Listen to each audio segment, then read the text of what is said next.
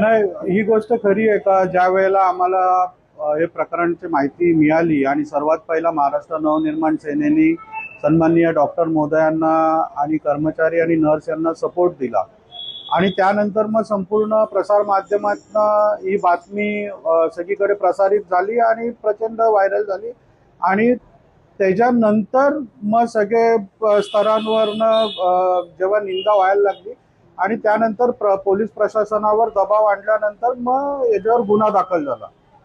पण मला एक माहिती अशी मिळालेली होती का 6 तारखेला रात्री घटना घडली आणि ही घटना घडली शास्त्रीनगर रुग्णालयामध्ये, जे कल्याण डोंबिवली महानगरपालिकेच्या हद्दीतलं त्यांच्या मालकीचं हॉस्पिटल आहे शास्त्रीनगर रुग्णालय. आणि ही घटना घडल्यानंतर कुठेच वाच्यता झाली नाही, कुठेच कुठल्या प्रकारची कारवाई झाली नाही, काहीच झालं नाही.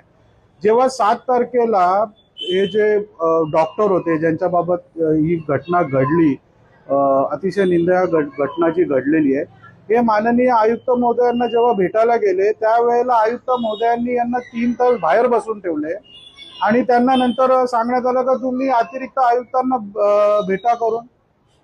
मला आयुक्त महोदयांना एक प्रश्न विचारायचा आहे, जर ही घटना महानगरपालिकेच्या हद्दीमध्ये होते, त्याचे सीसीटीव्ही फुटेज अवेलेबल आहेत, तर आपण तात्काळ पोलीस प्रशासनाला याचं इंटिमेशन का दिलं नाही?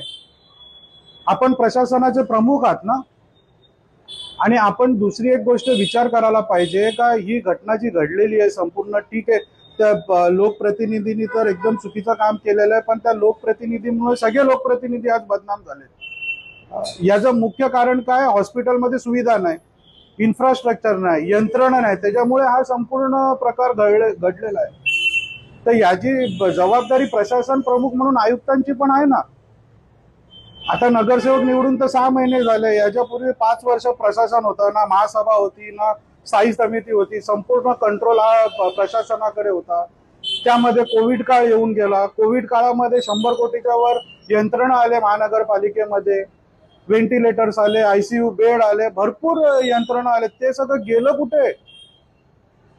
आणि जर महानगरपालिकेकडे जर एवढी 2 मोठी हॉस्पिटल आहेत, रुक्मिणीबाई हॉस्पिटल आहे, शास्त्रीनगर हॉस्पिटल आहे, याच्यावर जर महानगरपालिका प्रॉपर कंट्रोल करू शकत नाही तर काय फायदा अशा प्रशासनाचा? या 3-4 महिन्यामध्येच प्रचंड 2 घटना घडलेल्या आहेत शास्त्रीनगर रुग्णालयाच्या बाबतीमध्ये, तरी सुद्धा याच्यावर काही हे झालेलं नाही. मला तर आमच्या पक्षातर्फे महाराष्ट्र नवनिर्माण सेनेतर्फे तर अशी मागणी आहे का या संपूर्ण प्रकरणामध्ये आयुक्तांची पण चौकशी झाली पाहिजे. यांनी हे प्रकरण दाबण्याचा प्रयत्न केलाय. जर महानगरपालिकेच्या हद्दीमध्ये ही घटना घडते, कुठल्याही प्रकारचं याचं कॉग्निझन्स आयुक्त घेत नाही, पोलिसांना कळवत नाही, ही अत्यंत हलगर्जी